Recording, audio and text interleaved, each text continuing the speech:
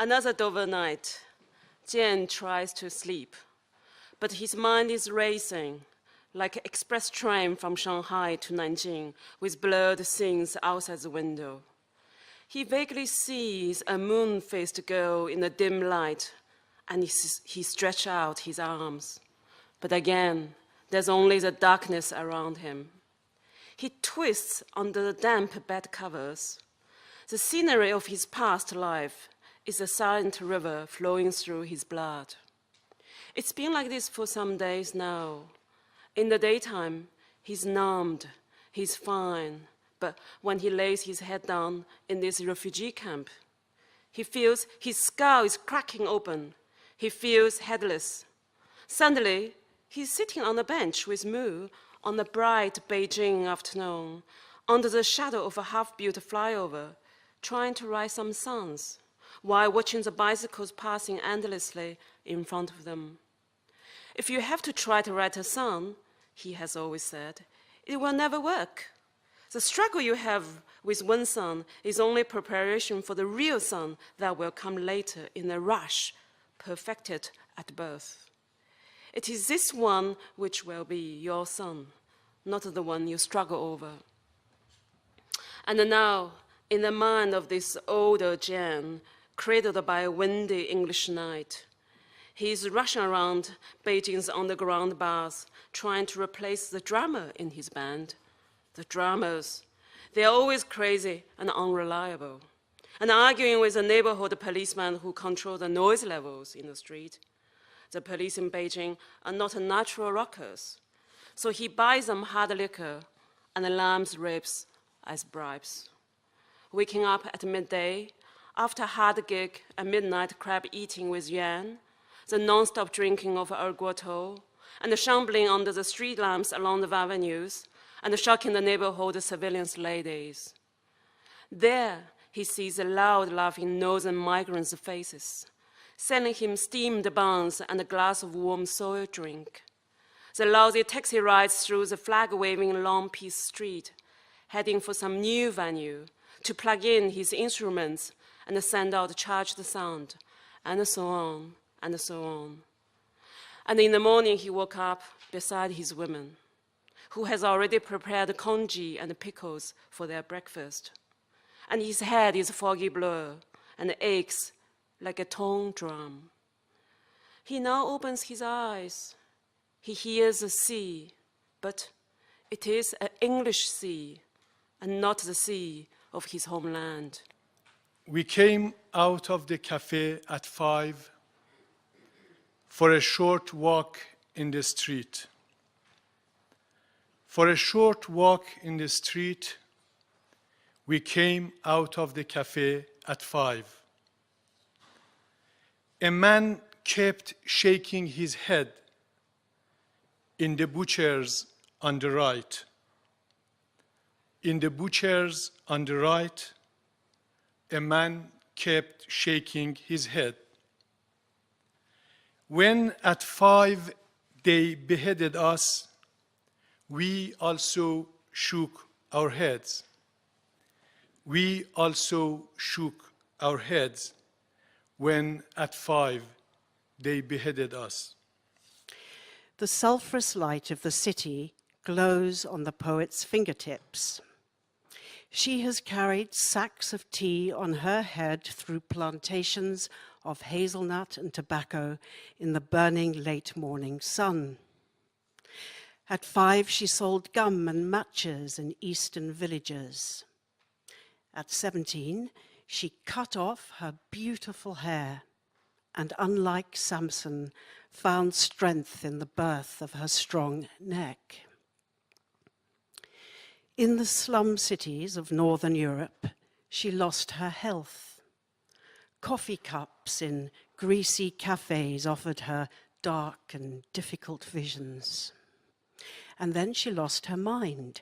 She lost herself in the architectural, rational, cultural, political, anatomical structures of Northern European cities and began to vibrate with confusion and pain.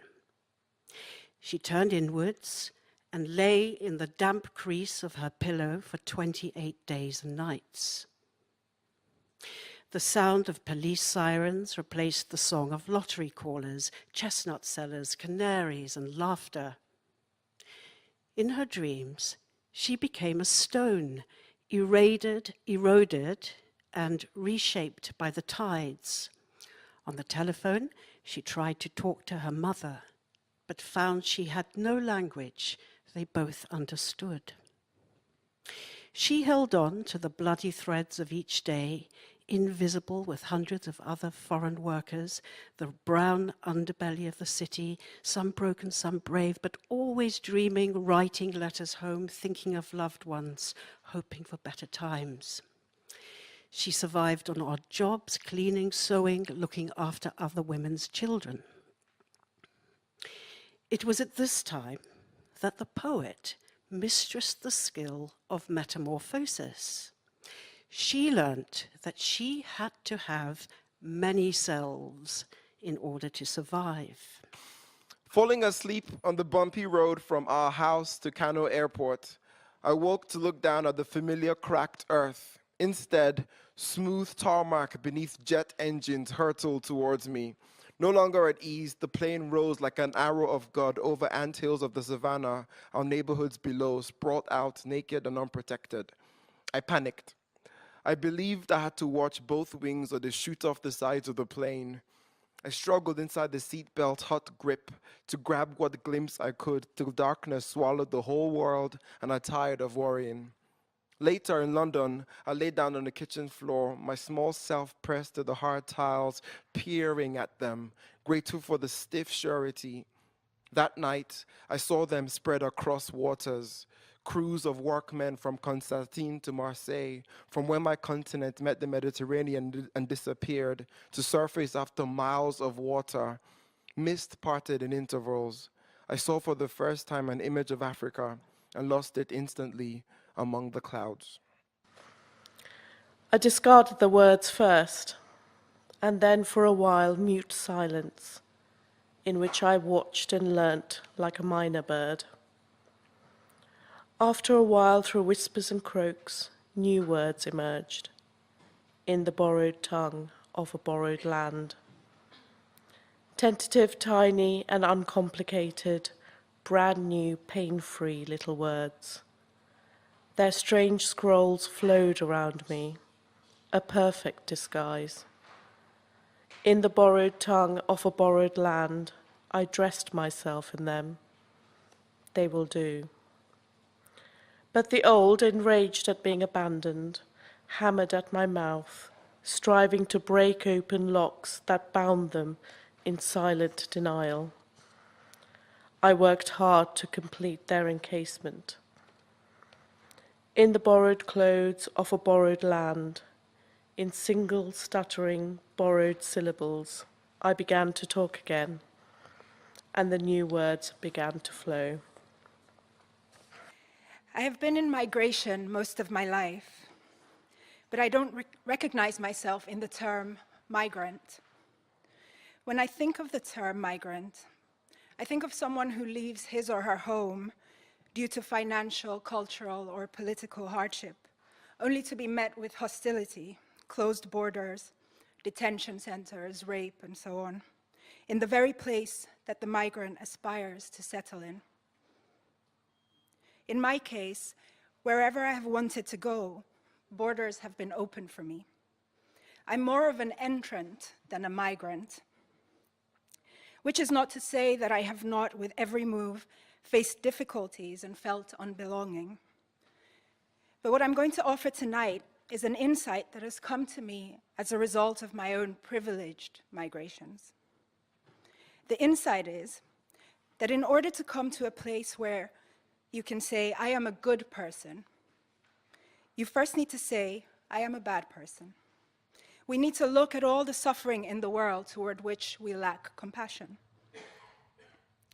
At no time are our personalities put to test as when there are disruptions to our routines. And inevitably, disruptions happen.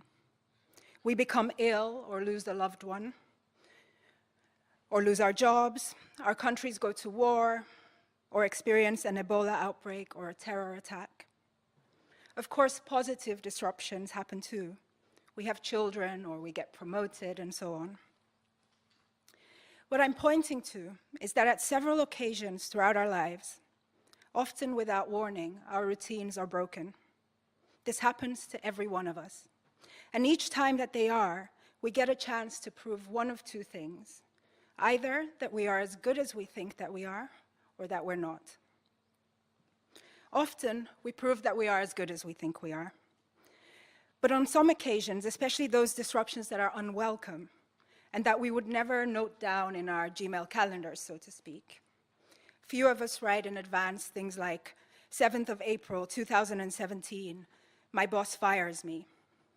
14th September, my front teeth get knocked out when I fall asleep by my desk and bang my head on my coffee cup. 23rd October, I'm evicted by my landlord. 29 November, or let alone 29 November, my country goes to war against my ethnic group. 13 December, my house is bombed. 24 December, I cannot bear another Christmas of not being able to afford gifts for my children. I am leaving this country. We don't foresee catastrophe, but we sense it lurking around. We worry about all the potential things that could happen to us because we're good people and we watch the news. And so we know that catastrophe happens all the time. In fact, we worry to the extent that we get ill from worrying. And why? Why all this worry? Because we know that we're not as good as we think we are. We suspect that we are good insofar that we can be good accordingly, meaning without disruption. But here's the thing, we're not as bad as we fear we are either. We're curious about one another. We read stories, we watch films, we post social updates, we donate to charity. We're constantly wanting to be in interaction with humanity. For all our differences, we love each other. But if we don't admit where we are failing, we can also not really look at where we are successful. So that's why I'm suggesting that in order to be good, we first need to admit that it is also human nature to be bad. Once we admit that, we have to do everything we can do to be better. We have to want to become part of the story of social change. Because the truth is, our world is a mess, which means that we are a mess because it is our world. Imagine your house is a mess, and even if it were your husband or your wife or your son or daughter who made up the mess, if they refused to clean it, eventually you would have to pick up the vacuum cleaner and duster if you wanted the house to be clean. Our world is a mess because we don't see it as a collective home. But just like it feels good cleaning up our physical homes, it also feels good to clean up our social, psychological, and spiritual homes. The first step to doing this is to recognize both the good and the bad within ourselves, and then to feel compassion when we recognize it in others. Tamboko ubije, tak się nazywa koleżka, co stoi obok mnie przy taśmie w fabryce. W skrócie Tom, tak na niego wszyscy wołają. Tom mówi, że urodził się w Ganie, jednak w wieku 4 lat przyjechał z rodzicami do Anglii, więc wcale nie pamięta swojego kraju. Hello, I'm gonna read the same bits in English now. Tom thinks Poles are all right. I have no idea how to explain it to him that this is not always the case. Some are complete and utter pricks. For example, Grzesiek of the shredder. The shredder is this huge machine that cuts and compresses rubbish. Every day, Grzesiek goes around the factory, empties the containers, sorts the rubbish, and then chucks it into this monster of his, which grinds everything to a pulp. Huge steel teeth gnash the rubbish into tiny little pieces and then squash the pulp into a cube. Grzesiek is this ginger, mustachioed clever dick from the ass end of Poland, very full of himself. Always going on about where hasn't he been, what hasn't he seen. And the truth is that when still in Poland, he barely visited the neighboring county, not to mention the mountains or the coast. And he's in England now. Allegedly, his family took a long time to decide which son should go out into the world and send money back home, so that they could repair the roof of their shack or perhaps even build a new barn. In the end, they chose the eldest, Grzesiek. The story goes that he didn't want to go at all, and his father had to whack Grzesiek's hands with a whipple tree for the boy to consent. But once he got a taste of the big wide world, he wouldn't even think of going back. Why would he? He's quite happy here. He has a job and a roof over his head. Why would he give a fuck about the rest? It's been 3 years since he came here and still not a word of English out of him. Why would he fill his head with such a load of foreign bollocks? One day he will go back to his country and he will forget everything right away. So why waste time learning? After all, if you live in England, you don't need to know the local lingo to get by. There are Poles wherever you turn. People say that soon everybody in England will be able to speak Polish.